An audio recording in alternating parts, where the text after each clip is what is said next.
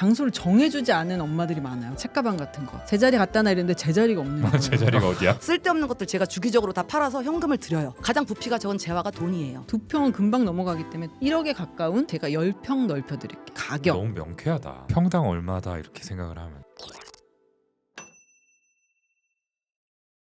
물건을 치워도 왜 자꾸 우리 집 모습은 제자리일까 하는 분들이 많이 계실 것 같은데 전 이거 할 얘기 있습니다.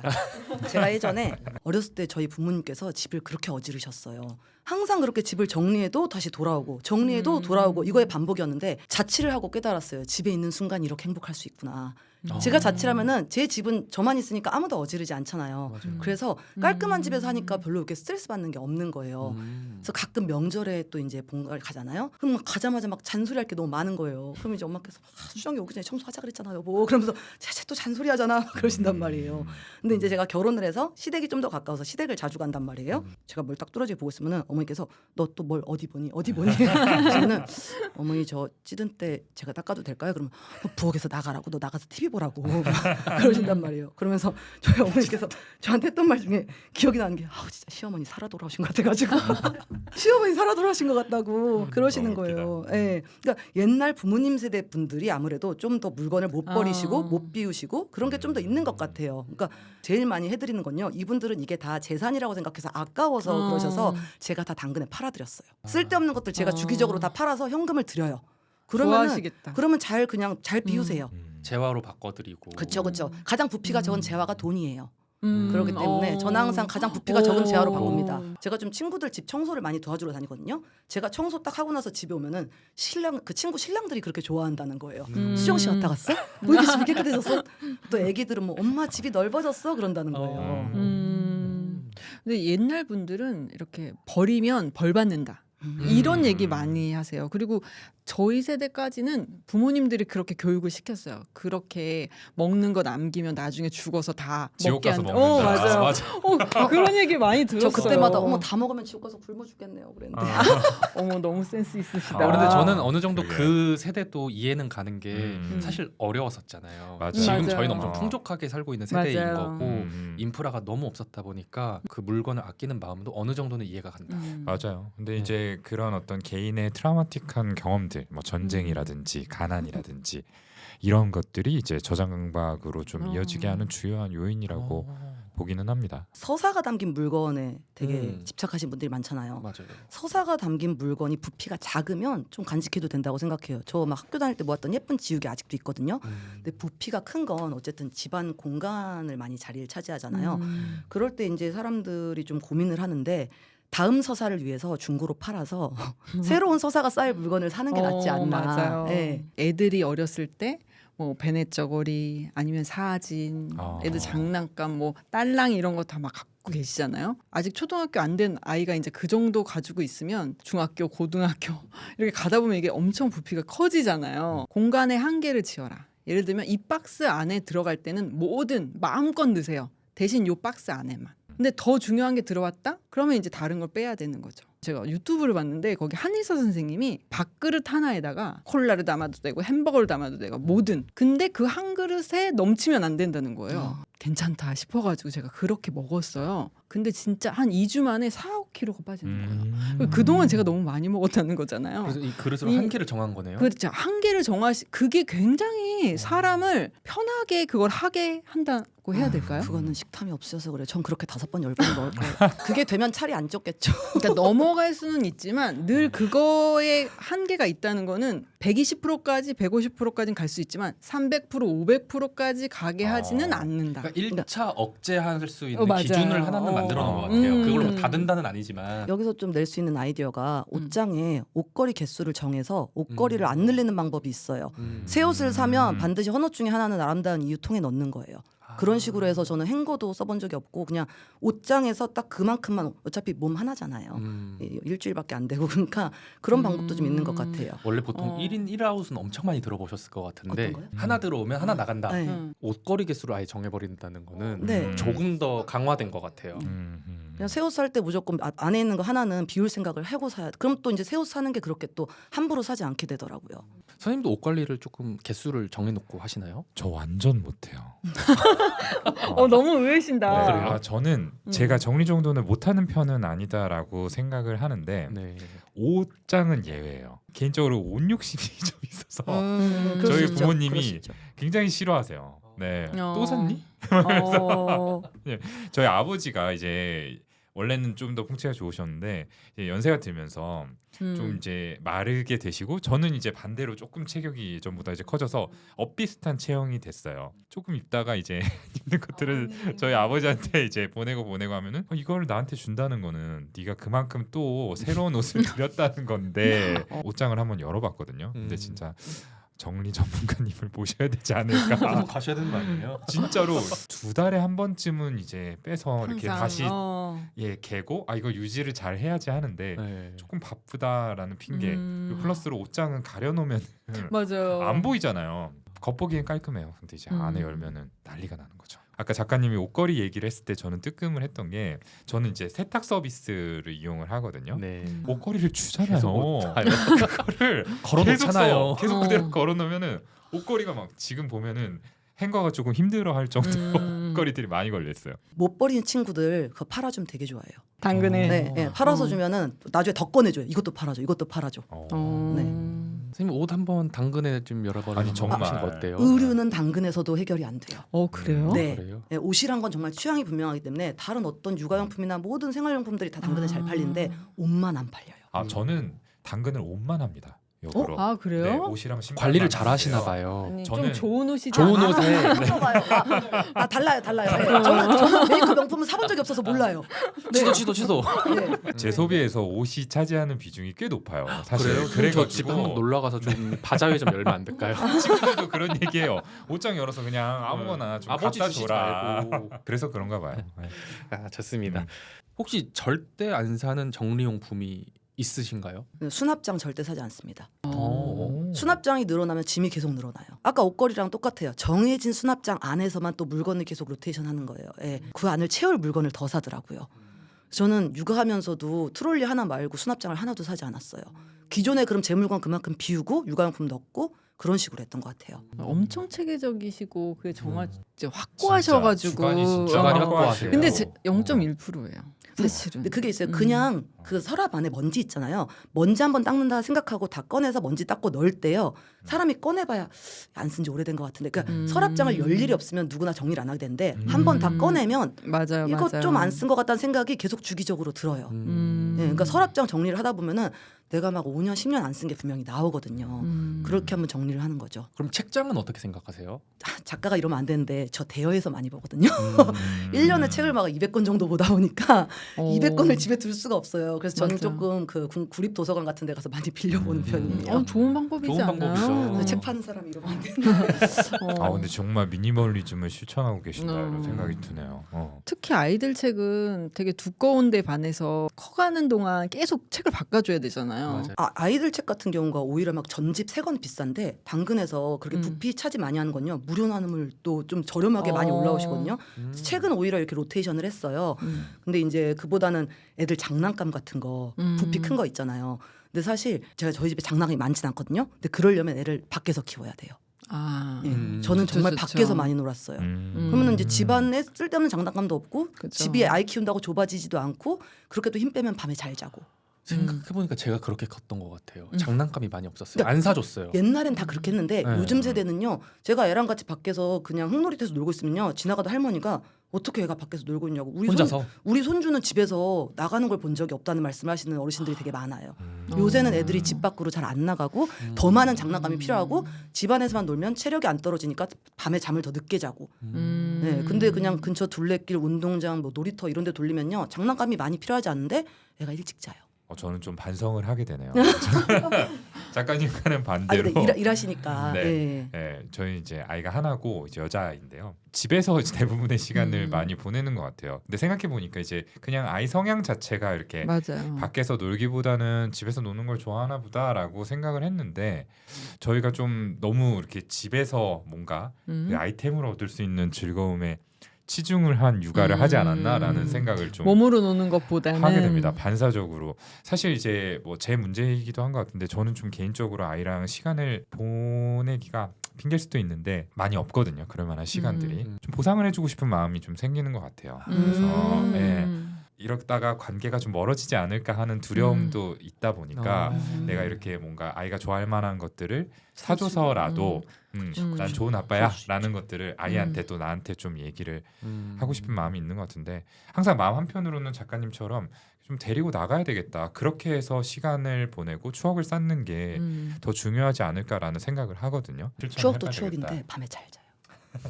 한 번을 안게 한 번을. 맞아요. 저희가 좀 늦게 자거든요. 그것도 문제라서 한번 해보겠습니다. 네. 제가 오토바이 타러 나갔을 때 한 번도 애가 엄마를 찾은 적이 없어요. 혹시 그 집을 정리하는 순서가 있나요? 그러니까 우리 남편 때문에 정리가 안 된다. 우리 시어머니가 같이 사는데 우리 시어머니가 물건을 못 버리게 한다 이렇게. 근데 저는 항상 그냥 본인 거부터 하라고 말씀드려요. 본인 거를 해야 뭐든지 결정이 쉽고 언제든지 할 수 있고 그리고 애정 없는 템부터 애정이 있는 건 사실 비우기가 너무 어렵잖아요. 그러니까 애정 없는 템부터 이렇게 하는 게 순서다 하고 제가 항상 정리를 해보면은 정리를 해도 정리한 티가 안 나요. 이렇게 말씀을 하세요. 그러니까 매일매일 조금씩 하니까 정리가 티가 안 난다 이렇게 말씀하시는데 저는 그래서 항상 어제 정리한 곳을 오늘 정리할 때 어제 정리한 곳을 한 5분 정도 정리하고 그 다음에 오늘 걸 정리해라. 그래야 어제 정리한 거 하고 오늘 정리한 게 정리가 되는 거예요. 근데 보통은 어제 정리한 거 정리한 거고 정리한 거야. 이제 끝났어. 그리고 오늘 정리 끝났어. 며칠 지나고 나면 처음에 정리했던 데는 다 이제 엉망아직. 습관이 다시 안 오염이 돼. 돼 그렇죠. 있어요. 그래서 이렇게 시간이 지날수록 어제 정리한 거 정리하고 이렇게 할 때 굉장히 짧아져요. 시간이 이미 너무 많은 감각으로 익혔기 때문에 순간적으로 짧아지는 거죠. 그래서 왜 책을 여러 번 읽다 보면은 거의 속독법 같이 막 넘어가는 것처럼 중요한 건 그냥 물건이 적으면 집안일 할 시간도 훨씬 줄고 네, 집안일 할 거리가 그냥 없어요. 그 정리 초보자들 있죠. 그런 분들한테 수업을 할 때는요. 무조건 꺼내라. 근데 꺼내지 않으면요. 눈으로 식별이 안 돼요. 절대 정리가 안 돼요. 그러니까 저희 같은 사람도 그래서 보통 꺼내고 분류하고 비우고 넣어라 이렇게 네 단계로 가면은 꺼내는 거는 사실 쉽잖아요. 꺼내는 게 뭐 어려워? 이런데 분류하는 게 어렵다 이렇게 생각하시지만 정리를 안 해본 사람들은 꺼내는 것 자체가 굉장히 힘들다. 전문가님께 검사받고 싶은 게요. 제가 정리할 때 저만의 어떤 또 꿀팁이 있는 게요. 친구들 집 갔었을 때 중간중간 정리하다 보면요. 쓸데없는 폐지라던가 이런 것들이 나오거든요. 그럼 그걸 집 한쪽에 쌓아놓는데 저는 당장 정리가 시야적으로 보이길 원해서 중간중간 1층에 다 내놓으라고 해요. 그러니까 동선은 분명히 비효율이지만 당장 집이 넓어지는 거를 보여주고 싶어서 몇 번 굉장히 중요해요. 맞아요? 맞아요. 효율적이진 저희도 않아요. 그렇게 해요. 네, 근데 계속 비우러 가거든요. 아, 효율적인 거예요. 그래요? 왜냐하면 공간이 늘어날수록 성취감을 계속 느끼고 맞아요. 도파민이 나오잖아요. 그런데 그 공간이 눈으로 보여져야 이 사람들이 비움도 훨씬 많아지고 빨라지고 판단력도 높아져요. 동선이 길어지는 거는 아주 잠깐이고 그 모든 것 총체적으로 봤을 때는 훨씬 효과적이에요. 아주 효과적이에요. 거실이나 어디 큰 넓은 공간에 빼야 되잖아요. 그렇죠. 그래서 쓰레기가 어느 정도 배출팀이 따로 있어요. 맞아요. 정리할 때 나가주긴 해야 돼요. 어차피 그래서 나가줘야 항상 돼요. 점심시간에 한 번 확 드러내요. 맞아. 그래서 저희가 정리할 때는 분리수거날 정리를 해요. 보통. 아파트 그걸 체크해야 돼. 체크를 해요. 그럼 그날로 그래서 잡아요. 그날, 촬영일을. 바로 해결할 수 네네. 있네. 맞아요. 그리고 해결이 진짜 어려우신 분들 있잖아요. 택배사도 불러서 그날 붙여요. 이거 뭐 언니네 보내줄 거고 이러다 보면은 그게 너무 많은 거예요. 그때 없죠. 어머니네. 그런데 언니가 어디 살아요? 경남 산대. 그러면 보내야지. 명절이나 볼 수 있죠. 그렇대요. 그러면 6개월 동안 그걸 가지고 있어야 되잖아요. 그러니까 그럼 더 쌓인다. 그때는 택배를 그냥 저희가 보내요. 화물을 보내던가 갔다 오시라고. 그 정도까지도 그게 되게 중요한 거예요. 친구 집 정리해 줄 때 그런 적 있었어요. 정리 시작할 때 이미 좀 물건이 나오잖아요. 그걸 찍어서 그 자리에서 당근에 바로 올려요. 그럼 정리하는 중간에, 그러니까 이제 친구는 더 이상 자기는 빨리 치우고 싶으니까 막 선반장 같은 거 무료나 하잖아요. 치우는 중간에 가지러 오세요. 맞아요. 그럼 폐기물 스티커도 없이 공간이 계속 넓어지는 거예요. 일 시작할 때 빨리빨리 그때그때 올리면 일 끝나기 전에 몇 가지 가구는 그날 이미 다 당근으로 해결될 때가 있어요. 그 사전에 당근을 다 올리려고 해요. 근데 예를 들어서 우리 정리할 때까지 안 팔린다. 그럼 무료 나눔 하시죠라고 약속을 받아요. 그러니까 기한을 드리는 거예요. 그래서 그때까지 쭉 했는데 안 팔려. 그거는 가격이 높거나 다른 사람한테 필요치 않다는 거거든요. 그럼 빨리 가격이 주네. 높은 분들에게는 무료라는 그 허들을 확 없애주는 거죠. 저희가 있을 때 막 오세요. 포장을 저희가 해가지고 다 밀어내요. 저희가 밀어낸다고 표현하거든요.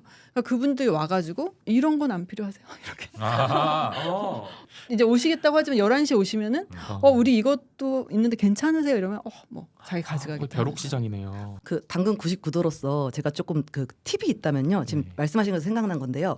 안 팔리는 건 가격이라고 하셨잖아요. 바로 무료 나눔이 아니라 당근의 금액을 올릴 때 사실 이거 내가 산 가격은 별로 중요하지 않아요. 지금 이 물건의 시세 그리고 지금 이 물건의 상태거든요. 그 가격을 알아보는 게 유사한 거를 이제 검색을 해보고 검색해서. 가격을 올렸을 때 당연히 바로 팔리지 않대요. 좋아요를 눌리는 속도를 보면 돼요.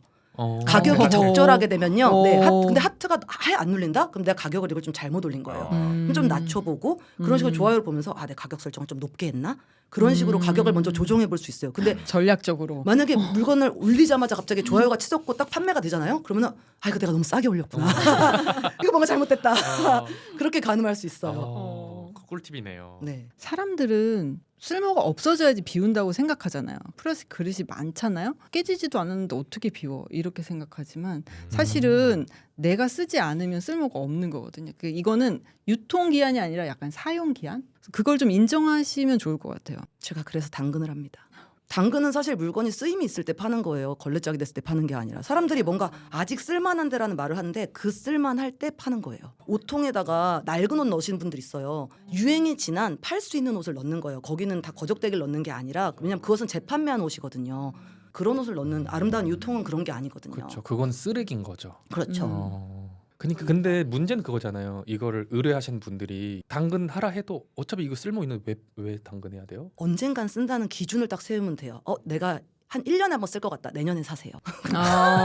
네, 필요할 때 그냥 다이소건 어디가 사면 되니까 그 1년 동안 집에 있을 필요가 없잖아요. 그냥 그럼 내년에 사라고. 언젠간 쓸 게 많죠. 근데 그게 지금 집에 1년이나 있을 필요가 언젠가라는 거를 구체적으로 생각해 보지 않으시는 분이 되게 많으세요. 근데 예를 들면은 그러니까 이불 정리를 할 때 보면은 손님용이에요 이렇게 많이 말씀하시거든요. 막 뭉뚱그려 가지고 명절에 손님들 오세요. 주무시고 가세요 이러면 주무시고 가시진 않아요. 손님용이 필요 없네요 했더니 그러네요. 제가 지금 물어본 것처럼 천천히 물어보면 나중에 답을 알고 계세요. 맞아요. 답을 알고 계시고 그걸 잘 대답하시고 시간이 좀 지나면은 후반부부터는 진짜 잘 버리세요. 맞아요. 맞아요. 맞아요. 그냥 저희 봤잖아요.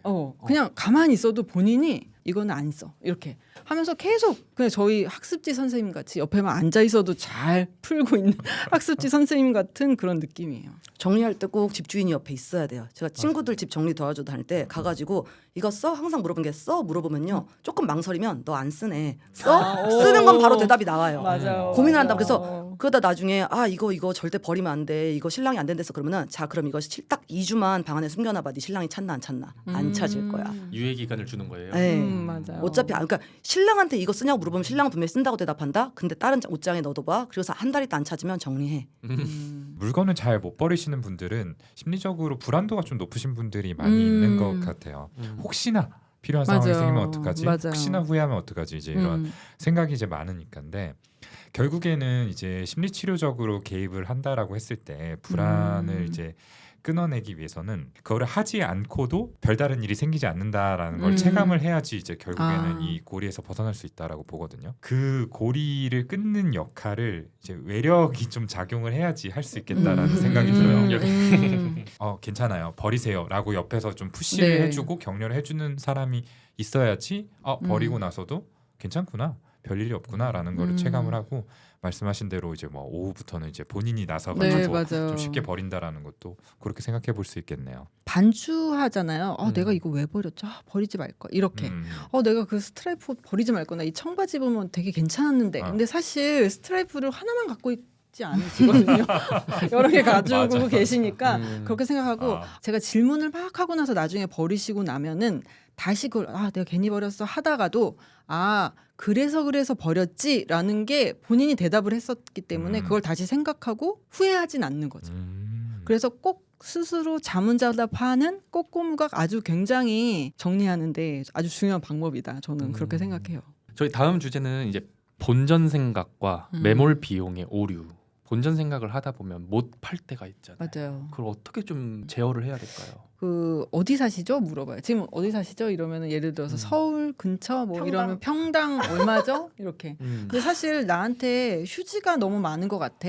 하지만 사실 휴지만 많지 않거든요. 책도 여분이 있을 수 있고 치약, 칫솔부터 옷부터 신발부터 가방 하나하나 쌓다 보면 이게 한 평, 두 평은 금방 넘어가기 때문에 두 평 하면은 보통 얼마라고 해야 되죠? 5천만 원에서 1억에 가까운. 그렇죠. 네. 여기 계시면 제가 10평 넓혀 드릴게요. 데이터를 드리는 게 좀 좋은 것 같아요. 효과적인 것 같아요. 가격. 너무 명쾌하다. 이거 진짜 진짜. 효과적이에요. 네. 이 방법 제일 좋아요. 평당 진짜. 얼마다 이렇게 네. 생각을 하면 그래서 제가 이것도 썰풀 게 있는데 조금 다른 얘기지만 그 서초구에 사는 지인 집이 있는데 평당 1억 가까이 그쵸. 하잖아요. 넘죠 요즘에는. 넘죠. 시스템 에어컨을 할지 스탠드 에어컨을 할지 고민을 하고 있더라고요. 잠깐만 우리가 1평이 3.3제곱미터인데 스탠드 에어컨이 한 어느 정도 할까 해서 제가 그거를 나눠봤어요. 시스템 에어컨 가격보다 이게 더 그쵸, 이게 그쵸, 차지 그쵸. 네, 제가 이걸 한번 나눠봤거든요. 근데 이게 음. 더 비싼 거예요. 그쵸. 네. 그러면 빨리 이걸 천장을 붙여버리자. 맞아요. 이 조그만 짜투리 땅을 위해서 이게 훨씬 더 가치가 있는 거다. 왜냐면 아, 에어컨만 서 있는 게 아니라 네. 에어컨 주변에 뭘 놓을 수가 없거든요. 맞아요. 그치, 맞아요. 맞아요. 죽는 공간들이 네, 생기죠. 그래서 거기는 올리는 게 낫겠다라고 판단을 하고 이렇게 했더니 어. 바로 설득이 됐어요. 저는 진짜 명쾌한 논리인 것 같아요. 예. 네. 대부분들이 가진 자산 중에 제일 비싼 게 집일 테고 그렇죠. 네. 그렇죠. 뭐 집보다 비싼 게 있으시면 모르겠는데 네. 네.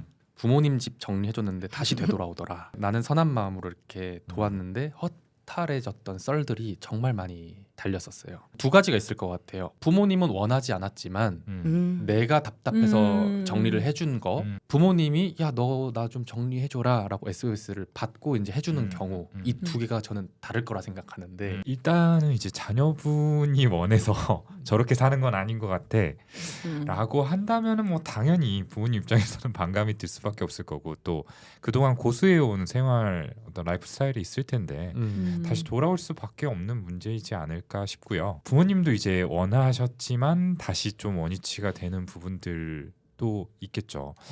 지금 드는 생각은 연세가 드신 분들 같은 경우에는 평생을 살아온 어떤 맞아요. 패턴이 있기 때문에 그게 맞아요. 뭐 생활 네. 습관적인 부분이든 심리적인 부분이든 이게 바뀌기가 사실 네. 정말 어렵거든요. 그래서 부모님 이슈로 고민을 하시는 경우 특히 이제 중년의 나이인데도 그 이제 노년의 부모님과의 관계 문제로 힘들어하시는 분들이 많이 있는데 노년의 시기는 상실의 시기잖아요.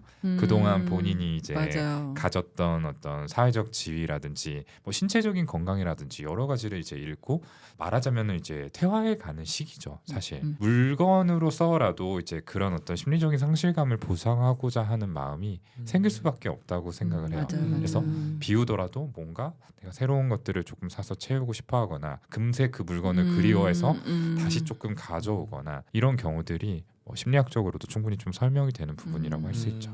저는 저희 어머니 친정엄마 다 제가 이제 컨트롤하고 있는 왜냐면 80대 다 노모시고 두 분이서만 사시기 때문에 이제 눈에 보이잖아요. 정리 전문가 입장에서 막 저희 어머니 집을 한번 싹 뒤집으려고 갔어요. 애미야 너무 많이 바꾸지 말고 해줘라 이렇게 하시더라고요. 그동안 했던 그 루틴이 패턴이. 있는데 패턴이 있고 그러니까 거의 흡착에 가깝게 그 동선이 거기 익숙해지셨는데 자리를 너무 이제 전문가의 눈으로 왜 어머니가 그동안 살림하시는 거 쭉 보잖아요. 막 기름을 저 보조 주방 가서 갖고 온다든지 이게 너무 동선이 기니까 막 기름을 다 여기다 놓고 막 이렇게 자리는 바꾸지 않고 개수를 줄이되 오늘은 요까지만 해서 시간을 좀 드리는 거야. 거기 익숙해지도록. 받아들일 수 있도록. 네네. 좀 익숙해지는 시간을 드리면 처음엔 좀 불편했지만 괜찮으신 거예요. 왜 그러냐면 찾지를 못할 때 제일 불편한 거예요. 내가 빨리 요리를 해야 되는데 얘 어디다 놨니? 그쵸. 타이밍인데 그런 얘 것들은 어디다 놨니? 이런데 못 찾아. 그렇다고 매번 저한테 전화할 수 없잖아요. 이제 어머니는 너무 많이 바꾸지 마라가 그 의미인 거예요. 그래서 한두 개 정도의 위치는 바꿀 수 있으나 이제 완전히 갈아엎는 거는 하지 않으셨으면 좋겠다. 그리고 시간을 좀 들여라. 좀 여유와 배려의 그 정리가 필요하다 생각해요. 그 한 가지 첨언하자면은 정리를 할 때 우리의 효율보다 부모님도 편해지면 처음에는 불편하셔도 나중에는 되게 좋아하시거든요. 그러니까 부모님의 평한 방식으로 조금씩 해나가면은 처음에는 아이고 뭐하러 하니 해도 며칠 있다 가면은 그 좋더라. 그런 말씀이 나오세요. 그러니까 내가 봤을 때 깔끔한 게 아니라 부모님이 편한 방식으로 하는 게 맞아요. 그게 맞아요. 내 최고. 기준을 좀 내려놔야 네, 된다. 맞아요. 네, 네. 맞아요. 그리고 불편하시면 제가 다음에 왔을 때 바꿔드릴게요. 불편하신 거 말씀해 주세요라고 처음에 딱 얘기를 하시면은 서스럼 없이 그거를 얘기를 하실 수 있는데 나중에 이거를 와 이게 불편했다 이렇게 얘기하기가 조금 그러시잖아요. 머쓱하시잖아요. 그러니까 얘기하시라고. 그러면 제가 그때 와서 바꿔드릴게요. 그 말까지 해야 되겠네요. 그렇죠. 꼭. 그리고 분리수거까지 해야 그게 다시 제자리로 돌아오지 않는 거예요. 네. 이거 치우세요 하고 두면 다시 맞아요. 들어가니까요. 네, 제일 중요해요. 아. 자취할 때 신대방 삼거리에 자취를 한 적이 있어요. 네. 제가 자취하던 집 한 세 번째 옆집이 방송에 나온 적이 있어요. 그 저장강박증 들어보셨을 텐데 집 밖에까지 쓰레기가 막 이렇게 있단 말이에요. 그래서 한번 방송국에 와서 거의 막 몇 톤을 뺐다고 들었어요. 다시 쓰레기로 차는데 반년도 안 걸렸어요. 그래서 제가 여기 오기 전에 어제 로드뷰를 한번 찾아봤거든요. 거기가 이제 2020년도까지 로드뷰를 보는데 쓰레기가 계속 있었어요. 담 안에도 보이는데 네. 담 밖에도 그 쓰레기들이 이렇게 쌓여 있는 거예요. 이거는 정신과 치료를 해야 된다고 들었었는데 제가 당근 99도잖아요. 제가 당근을 하면서 무료 나눔을 잘 하지 않는 이유가 있어요. 1,000원이라도 받아야 필요한 사람한테 가거든요. 근데 무료 나눔을 하면요. 저장강박증이신 분들이 많이 가져가요. 필요할 것 같아 이렇게 네, 생각을 그 하는 쓰지도 거죠. 않을 건데도 그냥 그렇기 때문에 저는 물건의 쓰임이 치우는 것도 중요하지만 쓰임이 길어지길 바라기 때문에 일부러 무료 나눔을 잘 하지 않아요. 사람들이 금액받기 애매한 거 있잖아요. 근데 그걸 저는 이제 1,000원 정도라도 받으시라는 거죠. 그래야 그 물건이 필요한 사람한테 간다. 귀한 줄 알아요. 돈이 어느 정도라도 이렇게 있어요. 그 이후에 거기가 이제 재건축 들어갈 때까지도 쓰레기가 있었더라고요. 제가 연도별로 다 찾아봤거든요. 치료를 받으셔야 되는데 아마 치료를 안 받으셨겠죠? 그러면 그 집 앞에 있는 쓰레기가 점점 더 커지나요? 아니면 뭐 이렇게 조금 교체가 되나요? 쓰레기 내용이 계속 바뀌더라고요. 점점 물건이 안으로 들어가고 새 걸 밖에다 두시는 건지 뭘 하시는 건지 모르겠지만 집 앞에 쓰레기는 해마다 사진 봤었을 때 다 바뀌어 있었고요. 어쨌든 집 밖까지 마당 밖에까지 이렇게 나와 있더라고요. 정리 전문가 활동을 하시면서 어떠셨어요? 문이 안 열린다? 문이 안 열렸어요. 네, 문이 안 열. 그러니까 보통 사이즈가 이렇게 다르네요. 문을 조금 열고 이렇게 집어 넣는 거죠. 그러니까 사는 거에는 집이 넓다 생각해서 사. 이제 딱 정신이 돌아와요. 그리고 남편이 볼까 무서워요. 거기다 넣는 거예요. 그래서 제가 한 번은 어떤 방을 정리했는데 모든 짐이 쇼핑백 안에 들어가 있어요. 까지도 않을 걸. 그냥 사와서 던져놓는 경우도 있고 자기가 나름 정리한 거야. 요거 요만큼. 요건 여기에다. 이렇게 해서 자기가 정리하려고 정리한 건데 그게 쇼핑백 안에 정리한 거예요.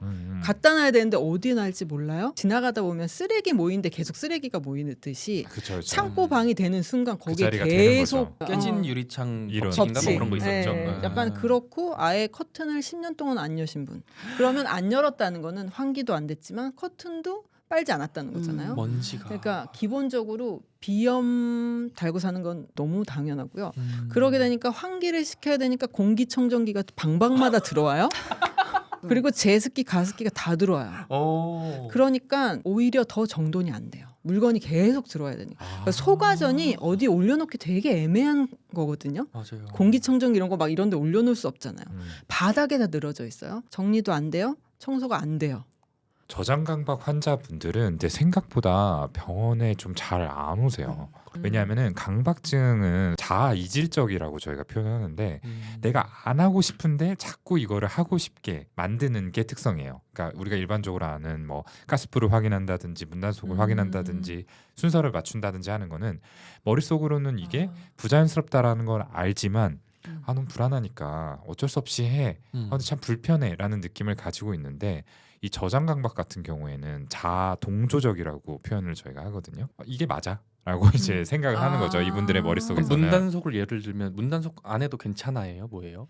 문단속을 이렇게까지 반복적으로 확인하지 않아도 괜찮다라는 거를 우리가 이성적으로는 아는 거죠. 네. 강박이 있는 분들은 막 10번씩 확인을 하잖아요. 이렇게. 네네네. 그런 것들이 불편하니까 나 이거 병원 가봐야 되겠어가 되는 거고 저장강박은 원래 뭐 내가 하고 싶어서 하는 거고 이게 맞아라고 생각을 하니까 이제 불편하지 않은 거예요. 그렇죠. 주변 사람들은 힘들지만 본인은 사실은 불편하지 않은 경우들이 많죠. 집 크면 정리 누가 못하냐?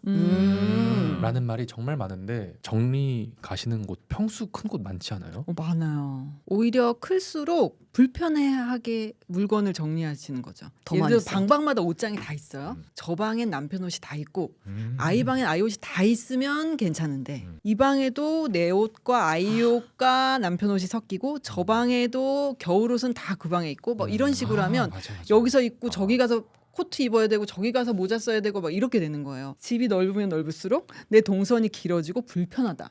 효율적이지 않다. 네. 맞아요. 방심하기가 되게 쉬울 것 같아요. 네, 공간이 네. 넓으면은 맞아요. 이게 눈에 잘 안 맞아. 띄니까 뭐 한두 개 정도 더 늘어도 그러다 보면은 이제 차곡차곡 또 쌓이는 것 같고 공간이 넓으면은 또 물건을 같은 걸 여러 개 사서 두시는 분들이 생각보다 많이 계시더라고요. 그러면 맞아요. 또 불필요한 것들이 늘어나고 그런 것 같습니다.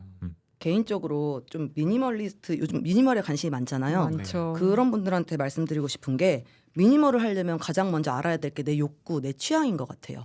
본인 취향만 정확히 알아도 낭비가 줄거든요. 사놓고 안 입는 옷은 사실 내 취향을 몰랐던 거예요.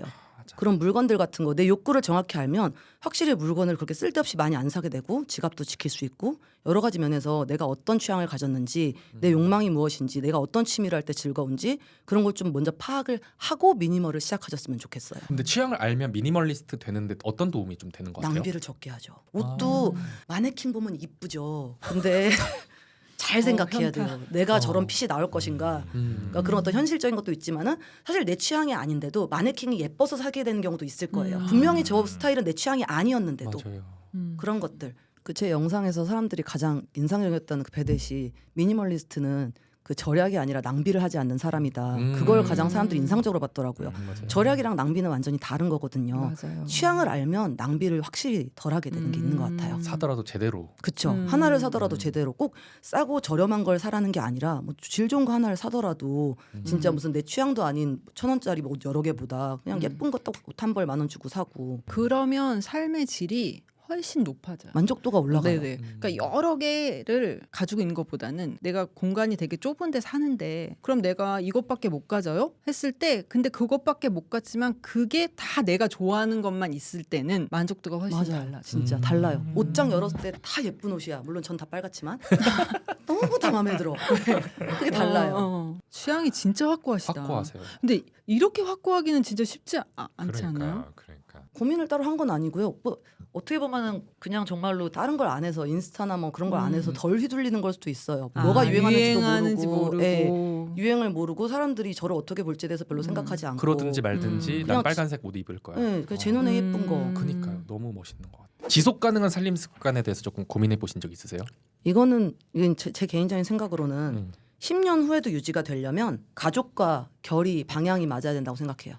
나 혼자라는 안 되고 가족과도 어떤 이런 것들이 공유가 되고 생활 습관이 맞아 들어야 가능하지 않을까. 그러면 생활 습관을 맞춰 가신 거예요? 아니면 그런 사람이랑 만난 거예요? 사실 그런 사람이랑 만나는 게 제일 쉽죠. 둘 다 엉덩이가 가볍고 둘 다 미루는 거 싫어하고. 저희는 좀 달라요. 네. 연애를 할 때는 사실 몰랐던 부분들을 이제 살면서 많이 느끼게 된 케이스인 것 같은데요. 그 결혼 초반에 뭔가 생활 습관이 잘 맞지 않고 결이 달라가지고 고민하는 그 젊은 부부들한테 조금 더 자신 있게 얘기해 줄 수 있는 것 같아요. 그래도 당신이 이 사람을 이제 믿고 선택을 한 이유가 있을 텐데 그걸 새기면서 기다리다 보면은 맞춰지는 부분들이 분명히 있다. 저는 그랬거든요. 초반 한 1년쯤은 뭔가 좀 사소하게 삐걱삐걱 거리는 일들이 많았어요. 어느 순간 조금 자연스럽게 좀 톤이 좀 맞춰지는 느낌? 불편했던 것들이 나한테 자연스럽게 받아들여지는 데까지 좀 시간이 필요했구나 이런 생각들을 많이 했던 것 같습니다. 저희도 완전 달라요. 멀티태스킹이 되는 사람이었고 저는 이제 하나만 잘하는 사람인데 실 예를 들면은 남편은 타조과예요. 안 보이면 깨끗하다 생각해서 다 집어넣어 일단. 수납장 안으로 무조건 집어넣어. 그래서 청소를 5분이면 다 해. 와 엄청 깨끗하게 벌써 다 했어 이렇게. 근데 보면은 나중에 정리하려고 보면 제가 너무 짜증이 나는 거예요. 이걸 다 꺼내야 되잖아요. 어디다 뒀는지를 모르겠는 거예요. 처음에 그게 진짜 힘들었어요. 근데 저만 맞추는 게 아니라 그도 맞추는 거더라고요. 그도 나를 맞추기 위해서 노력하고 있다는 거가 이해되면은 조금 더 참아지게 되고요. 정리하는 게 누군 어지르고 누구는 정리하고. 의외로 그런 불만을 얘기하지 않는 분들이 많아요. 내가 이런 불만이 있는데 속으로 짜증나. 근데 얼굴엔 다 드러나. 그렇지만 얘기는 하지 않는 거예요. 그런 사람이 의외로 많아요. 그냥 제가 그래요. 저 사람도 불편한 게 있겠지. 이 정도는 그냥 내가 감수하고 넘어가자라는 입장이고 와이프는 그렇지 않거든요. 얘기를 해야 된다. 그래서 바로바로 좀 해결을 해야 된다라는 이제 그래야 그런 내가 입장이에요. 알고 고칠 수 있다. 네. 약간 이러는데 음. 그냥 뭐 좀 참지 뭐 하지만 어느 내가 컨디션이 안 좋을 때는 그게 되게 짜증나는 그렇죠. 거슬리는 거예요. 날이 있어요. 그러면 그게 싸움이 되는 거니까 음. 약간 그런 케이스들이 많죠. 그럼 예를 들어서 양말을 뒤집어서 벗어나줘라는 기준이 있다라고 하면 그거를 말 안 하고 그냥 혼자 뒤집다가 짜증 내는 거잖아요. 저는 방법을 바꿔야 된다고 생각해요. 양말을 그냥 빠는 거예요. 뒤집은 채로. 그리고 신을 때 뒤집어서 신게 약간 음. 그렇게 하고 근데 내가 막 정리정돈을 하는 사람인데 뒤집은 걸 막 못 보잖아요. 그럴 때는 바구니 하나에다 그걸 다 그냥 집어넣고 문을 닫아버리는 거죠. 이제 그렇게 좀 방법을 달리하는 그러니까 내가 이해할 수 있는 포인트까지는 그냥 해주는 내 기준을 너무 100% 고수하기보다는 네네. 약간 그냥 나도 받아들일 수 있는 그 중간의 회색지대를 네네. 찾는다 그런 의미인 것 네네 같네요. 맞아요. 네네. 아이 지금 3살이잖아요. 네. 그 정리 같은 거 교육을 어떻게 시키고 계신지 궁금해요. 자기가 어지른 건 자기가 치워야죠. 보통은 이제 3살인데도? 엄마들이 짜증 내면서 하잖아요. 자기가 치우죠. 짜증내면서 보통 엄마들이 치워주죠. 그 막 정리를 어른처럼 꼼꼼하게가 아니라 어느 바구니에 다 담아 하면 그 담고 거기서부터 이제 구체적인 정리는 제가 하지만 네가 다 꺼낸 건 이 바구니에 넣어야 된다는 거는 지시를 하고 있죠. 물건이 많지 않잖아요. 그게 어지를 게 네. 별로 없어요. 근데 보통 집은 어지르고 나잖아요. 아. 그러면 이걸 치우는 건 아이가 거의 버거워요. 치우는데 3분 5분도 안 걸리는 게 어질러 봤자 어. 어지를 것도 없고 또 그러면 다칠 것도 별로 없어요. 오. 그 집안에 별로 다칠 음. 것도 없고 어지를 것도 없고. 그러니까 어디다 치우기가 아주 정확한 거예요. 음. 통 안에다 그냥 넣으면 되는 거죠. 너무 뭐든. 중요해요. 중요하네요. 진짜. 네. 아이들이 어느 순간에 갑자기 마법처럼 막 물건을 다 제자리에 놓고 옷을 개놓고 이런 일은 없죠. 불가능하죠. 그래서 이제 저도 부모님한테 항상 말씀을 드리는 게 네. 중간 단계를 만들어 줘야 된다. 음. 뭐 책가방 같은 것들을 밖에다가 그냥 아무데나 내팽겨 치는 게 마음에 안 드시면은 이거를 방에다가 예쁘게 놓기 전에 문 옆에다가 바구니 하나를 마련해 가지고 일단 여기다가 신발 주머니나 책가방이나 외투를 다 넣어놓는 거 그거부터 시작하고 그거 가지고 들어가서 네가 정리하는 게 그 다음 단계 스텝별로 스텝 바이 스텝으로 좀 해야 네네, 된다라는 맞아요. 얘기를 많이 해요. 장소를 정해주지 않은 엄마들이 많아요. 책가방 같은 거 방에 갖다 놔 제자리 갖다 놔 이랬는데 제자리가 없는 거예요. 제자리가 어디야? 제자리가 방에. 어디지? 그러니까 이제 현관문 앞에다 가방을 이제 내던지고 이제 아니면 소파에 있는 데다 내던지는 그죠, 거예요. 근데 사실 제자리 갖다 놓고 싶어도 모르기 때문에 그게 흘려듣게 되는 거예요. 근데 정확하게 머릿속에 제자리에 갖다 놔 했을 때 제자리가 머릿속에 딱 생각이 들면 갖다 놓는데 그래서 이제 장소가 중요하고 두 번째는 시간의 한계를 주는 거예요. 5분만 치우자. 시간을 점점 늘리다 보면은 본인도 아는 거예요. 패턴을. 엄마가 여기다 넣었구나. 요만큼만 하는구나. 패턴을 알기 때문에 아무리 어린아이도 루틴이 생겨요. 그거에서 이제 레이어가 쌓여가서 아이한테 습관이란 바로 그런 거라고 생각이 들거든요. 그런 것도 좀 있는 것 같아요. 뭘 한번 사소한 걸 했을 때 제가 좀 리액션이 크거든요. 중요해요. 칭찬을 그냥 유난스럽게 하면요. 다음에 칭찬받고 싶어서 더 해. 맞아요. 예를 들면 그 아이가 지금 장난감 잘 정리했어요. 그럼 어떤 톤으로 막 하는지. 둥둥이 두들기면서 난리 나죠. 세상에. 진짜요? 어떻게 이렇게 예쁜 애가 엄마한테 왔을까? 막 그러면서 막 그냥 호들갑이랑 호들갑은 엄마가 세상에. 그냥 그런 식으로 좀 유난스럽게 좀 칭찬을 하면은 너무 더- 중요해요. 네. 맞아요. 저게 어려워요. 근데 신랑도 똑같아요.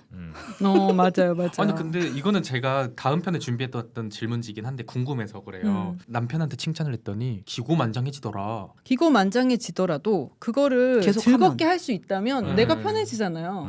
그 기고만장을 이용하는 것도 나쁘지 않다 그렇네요. 생각이 들어요. 바이크 동호회에서 한 16년 정도 활동을 하다 보니까 거의 남탕이잖아요. 남자들의 인정 욕구를 옆에서 볼 일이 되게 많아요. 그러다 보니까 정말로 여자들이 봤었을 때 뭘 저렇게까지 할 정도로 좀 유난스럽게 오버해서 칭찬을 했었을 때 확실히 효과적이에요. 예를 들어서 쇼핑 같은 거 할 때 보면은 옷 사러 간다 그러는데 1층 화장품 코너에서 아내가 1시간을 헤매고 있다. 목표 없이 정처 없이 떠도는 거 되게 힘들어한대요. 그래서 이제 남편한테 뭔가를 부탁하거나 정리를 이렇게 지시할 때는 정확하게 명확하게. 네, 그걸 디렉션을 줘야 되는데 약간 이런 거죠. 빨래를 다 갖다 놔줘. 하얀 거랑 까만 거를 나눠줬으면 좋겠어. 여기까지. 빨래물 치워줘. 이러면 남편은 어떻게 치우지라고 정확하게 모르는 맞아요. 거예요. 근데 많은 분들이 이제 알아서 잘 맞아요. 알잘 닦아줄 그렇죠. 센. 센스 있게 해주기를 바라는데 그게 이제 또 트러블의 원인이 되는 경우가 진짜 네. 많은 것 같아요. 그래서 정확하게 디렉션이 필요하다. 좀 자세한. 근데 또 정확한 디렉션 해야 되는 걸 알지만 내가 그렇게까지 또 해줘야 돼? 막 이렇게 생각하세요. 해줘야 돼요. 해줘야 돼요. 그것도 있어요. 제가 어. 이제 그 동호회에서 투어 갈 때 하루 종일 신랑이 집에 있어야 되잖아요. 그럼 신랑이 할 일을 여기다 다 적어놓고 나서 볼펜이랑 같이 붙여놔요. 그러면 이렇게 좋다. 자기도 이렇게 딱딱딱 그어놓고 까먹을 일도 없고 좋다. 이런 식으로 해서 나중에 제가 이걸 다 보고 또 칭찬해주길 기다리는 것 같아요. 잘하시네요. 네. 어. 감사합니다. 자, 즐거웠습니다.